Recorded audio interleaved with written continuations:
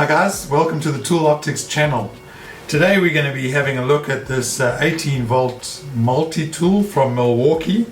This is actually the older generation model. This is not the brushless fuel multi-tool, but this is a brushed motor, so it's the previous generation of the M18 multi-tools. The question we're going to be asking ourselves today is it worth buying this tool second hand? So obviously you can't buy this tool new anymore because it's got a replacement model, but you can find this tool on eBay or some of the second-hand sites for probably around about, I would say, sometimes 4 times cheaper than the brand new tool, sometimes even more so.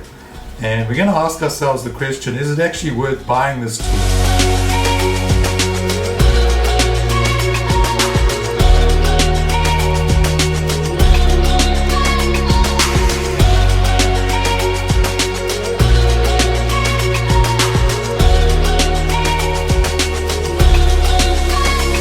Tool has a brushed motor, which means that over time those brushes are going to wear and are going to need to be replaced. If you'd like to know how to replace the brushes in a brush motor, just leave a comment in the description below, and I'm thinking of doing it in another video. I have a couple of other tools that have brushed motors and it's pretty easy to replace the brushes, so just let me know in the comments if that's something you want to see in a future video. But it does have a brushed motor, so it's not quite as powerful as the newer model, which has a brushless motor. Well, first of all, just let me mention a couple of features about this tool that I really like. The weighting of the tool is really good. It has a quick release blade mechanism, which is really good. You just pop this catch forward, undo the screw at the bottom. You can do it by hand, and then you just lift off the blade, put another blade in, and just screw that down. It doesn't need to be super tight, you can just do it to finger tight, and then clip the clip back in place, and that's good to go. It has a 12-speed adjustment wheel over here, so it's variable speed, which is handy. It kind of is right where your fingers are, so you can knock it, but what I do like about this is that it's got notches for each speed level, so it doesn't really knock around that much. It's got an on-off switch at the top here. Some people prefer the actual paddle switch underneath. I myself prefer using a multi-tool that's got an on-off switch at the top, and that's because sometimes I'm turning the tool on and then I'm getting it into the place that I want, and then you can't always hold the tool kind of around the waist like this. Sometimes you have to get in with 2 hands or whatever, and it's easier to leave the tool on. Well, I find some people prefer the paddle at the bottom, so as soon as you release it the tool goes off. This one can be a little bit harder to turn on and off. The other thing I really like about this tool is that it has a slow start, so it doesn't just turn on to the maximum speed straight away. It actually turns on and it builds up to that speed. It takes any of the M18 batteries for Milwaukee, so you can put anything up to a 9 amp hour battery on this tool, all the way down to like a 1.5 amp hour battery, depending on how long you want to use the tool for. Okay, so let's talk about some of the differences between this model, the previous model, the brushed version, and the new brushless fuel version of the multi-tool. First of all, there's a massive difference in price. Secondly, the brushed motor is a more powerful motor, and it also draws less power from your battery, so your batteries are going to last longer with the brushless version of this tool. This version of the tool has between 11,000 and 18,000 oscillations per minute, whereas the brushless version, the motor does between 10 and 20,000 oscillations per minute. So it is a more powerful and a faster motor. The quick release mechanism on this tool and with the next generation tool is pretty much the same. This tool does have an LED light. The newer version has 3 LED lights, so it does light up your work area significantly more. The other thing that's changed is that the variable speed dial on this version goes up to number 12, and on the brushless version it goes to 10, and then the next setting is A. And A is like an automatic mode that starts you off slow and then it picks up speed. So it's just a different mode that this tool doesn't have. The on-off switch in the newer tool is slightly more recessed than this one, and also some of the air vents have been repositioned on the tool. So you'll find that there's a couple of air vents at the back of the handle, and there's kind of more vents around the front where the motor is. Otherwise it's pretty much the same tool. Oh sorry, one other feature is that the newer version has a different connecting mechanism for the blade to stop vibrations. So this connector is kind of fixed and molded in with the rest of the body, whereas in the newer one you've got a bit of movement on where the blade connects, and that's to minimize vibrations. And so that makes a big difference when you're using this tool for long periods of time. This one is going to put a lot more vibration into your arms and is going to cause more fatigue.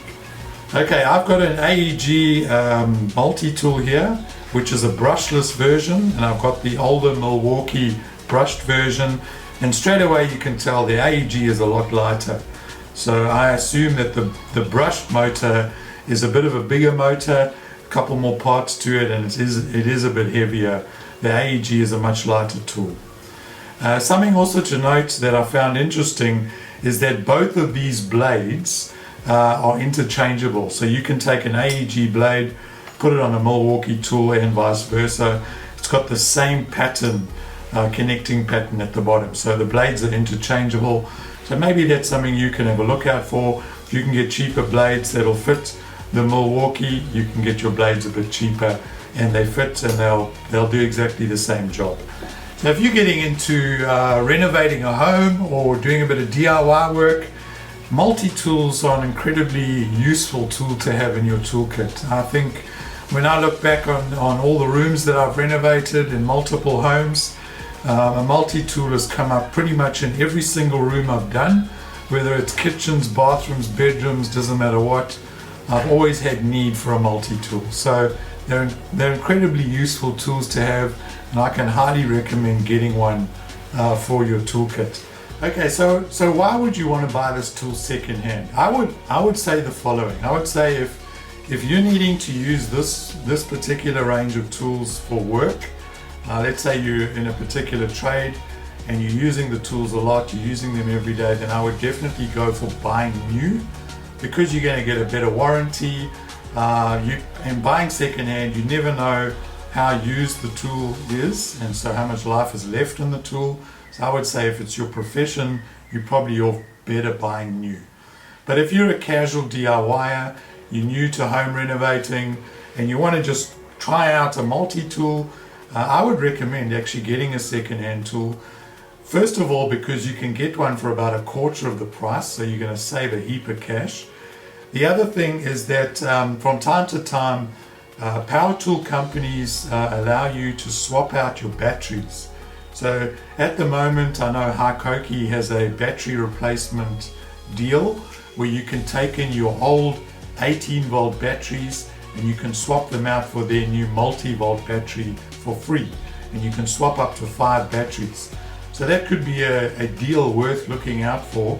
You get yourself a second-hand Milwaukee multi-tool. If you can get a battery with it, that's even better.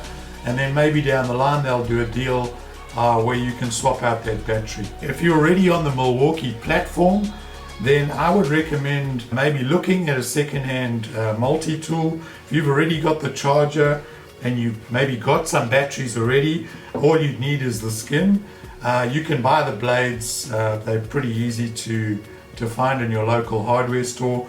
You can also get a sanding attachment for this tool, or you can get wood blades, metal blades, depending on what you're cutting. I think if you're just using this tool for DIY work around the home, you're looking to renovate, you maybe have started a project in your home, and normally for a multi-tool, you're going to use it for trimming cornice or removing cornice.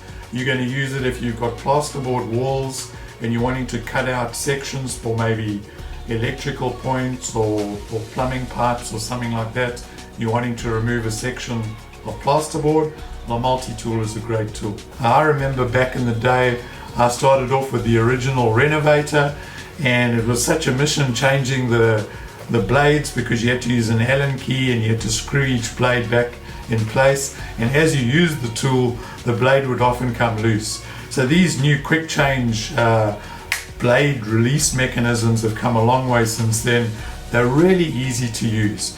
The other thing is that, look, the LED light for me is sufficient on this tool.